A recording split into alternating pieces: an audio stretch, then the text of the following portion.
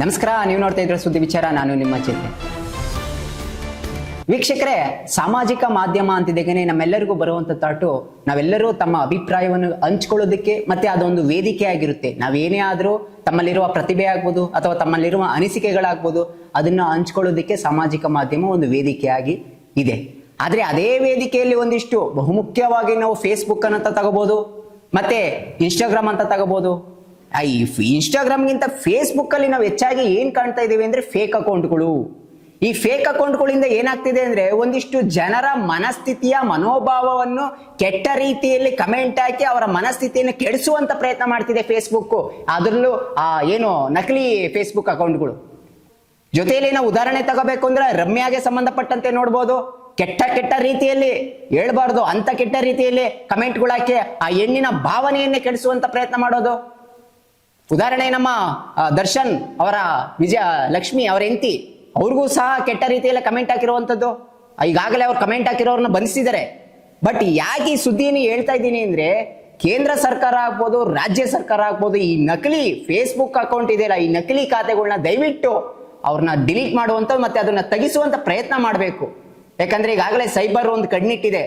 ಆ ಕಣ್ಣಿಟ್ಟರು ಸಹ ದಿನೇ ದಿನ ಒಂದು 100ರಿಂದ 300 ಪ್ರತಿನಿತ್ಯ ಈ ಫೇಕ್ ಅಕೌಂಟ್ ಕ್ರಿಯೇಟ್ ಆಗ್ತಾ ಒಂದಿಷ್ಟು ಜನರು ಯಾರಾದ್ರೂ ಒಂದು ಪೋಸ್ಟ್ ಹಾಕೋದ್ರೆ ಅದಕ್ಕೆ ಸಂಬಂಧಪಟ್ಟಂತೆ ಕಮೆಂಟ್ಗಳು ಕೆಟ್ಟ ರೀತಿಯಲ್ಲಿ ಕಮೆಂಟ್ ಹಾಕ್ಬೋದು. ಜೊತೆಗೆ ಏನು ಅಂದ್ರೆ ಫೋಟೋಗಳು, ದೇವ್ರ ಫೋಟೋ ಉಪಯೋಗಿಸ್ಕೊಂಡು ಕೆಟ್ಟ ರೀತಿಯಲ್ಲಿ ಕಮೆಂಟ್ ಹಾಕೋದು. ರಾಜಕೀಯ ಪಕ್ಷಗಳ ಹೆಸರಲ್ಲಿ ಒಂದು ರೀತಿಯ ಕೆಟ್ಟ ಕಮೆಂಟ್ಗಳು ಹಾಕೋದು. ಇದೇನಾಗ್ಬಿಡುತ್ತೆ ಅಂದ್ರೆ ಒಬ್ಬ ಮನುಷ್ಯನ ಮನಸ್ಥಿತಿಯನ್ನು ತನ್ನ ವೇದಿಕೆಯನ್ನು ಹಂಚ್ಕೊಳ್ಳೋದಕ್ಕೆ ಸಾಧ್ಯ ಆಗಲ್ಲ.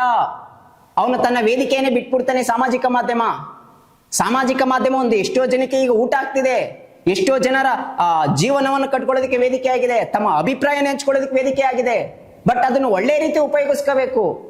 ಈ ಎಂತ ಮಾಡುವಂತ ಕೆಟ್ಟ ರೀತಿಯ ಕಮೆಂಟ್ಗಳು ಇದ್ರಲ್ಲ, ಈ ಕ್ರಿಮಿನಲ್ಗಳು, ದಯವಿಟ್ಟು ಕೇಂದ್ರ ಸರ್ಕಾರ ಏನಿದೆ ಅದನ್ನ ದಯವಿಟ್ಟು ಈ ಕೂಡಲೇ ಅದನ್ನ ಯಾವುದೋ ಫೇಕ್ ಅಕೌಂಟ್ಗಳನ್ನ ಕ್ರಿಯೇಟ್ ಮಾಡಿದಲ್ಲ, ದಯವಿಟ್ಟು ಅದನ್ನ ತಿರುಗುಗೊಳಿಸುವಂತ ಪ್ರಯತ್ನ ಮಾಡಬೇಕು. ನಮ್ಮ ರಾಜ್ಯ ಸರ್ಕಾರ ಸಹ ಕಣ್ಣಿಡಿಯುವಂತ ಪ್ರಯತ್ನ ಮಾಡಬೇಕಾಗಿರುವಂತದ್ದು. ಸುದ್ದಿ ವಿಚಾರದ ಒಂದು ಪ್ರಮುಖ ಕಳಕಳಿ ಕೇಂದ್ರ ಸರ್ಕಾರ ಆಗ್ಬೋದು ಅಥವಾ ರಾಜ್ಯ ಸರ್ಕಾರ ಆಗ್ಬೋದು, ಸೈಬರ್ ಅಪರಾಧಗಳಂತ ಏನಿ ಫೇಕ್ ಅಕೌಂಟ್ಗಳು ಇದೆಯಲ್ಲ, ಈ ಫೇಸ್ಬುಕ್ ಆಗ್ಬೋದು ಅಥವಾ ಈ ಇನ್ಸ್ಟಾಗ್ರಾಮ್ ಆಗ್ಬೋದು, ಅವುಗಳನ್ನ ಯಾವ್ಯಾವ ರೀತಿಯಲ್ಲಿ ಕ್ರಿಯೇಟ್ ಮಾಡ್ತಿದ್ರು ಅದು ಕೂಡಲೇ ಕೇಂದ್ರ ಸರ್ಕಾರ ಅವುಗಳನ್ನ ತೆರವುಗೊಳಿಸುವಂತದ್ದಂತಂದ್ರೆ ಅವನ್ನ ಡಿಲೀಟ್ ಮಾಡಿಸುವಂತ ಪ್ರಯತ್ನ ಮಾಡಬೇಕು. ನಮ್ಮ ಸುದ್ದಿ ವಿಚಾರದ ಇದು ಪ್ರಮುಖ ಸುದ್ದಿ ಆಗಿರುವಂತ ಯಾರ್ಯಾರು ನೋಡ್ತಿದ್ದೀರಾ, ದಯವಿಟ್ಟು ಒಂದು ರೀತಿಯಲ್ಲಿ ನಿಮ್ಮ ವೇದಿಕೆಗೆ ನೀವೇ ಒಂದು ರೀತಿಯಲ್ಲಿ ದಾರಿ ಮಾಡ್ಕೊಂಡಿದ್ದೀರಾ. ಬಟ್ ಇದನ್ನ ಬೇರೆ ರೀತಿಯಲ್ಲಿ ಹೋಗ್ಬಾರ್ದು ಅನ್ನೋದೇ ನಮ್ಮ ಸುದ್ದಿ ವಿಚಾರದ ಪ್ರಮುಖ ಸುದ್ದಿ ಆಗಿರುವಂತದ್ದು. ಇದಾಗಿತ್ತು ಇವತ್ತಿನ ಸುದ್ದಿ ವಿಚಾರ.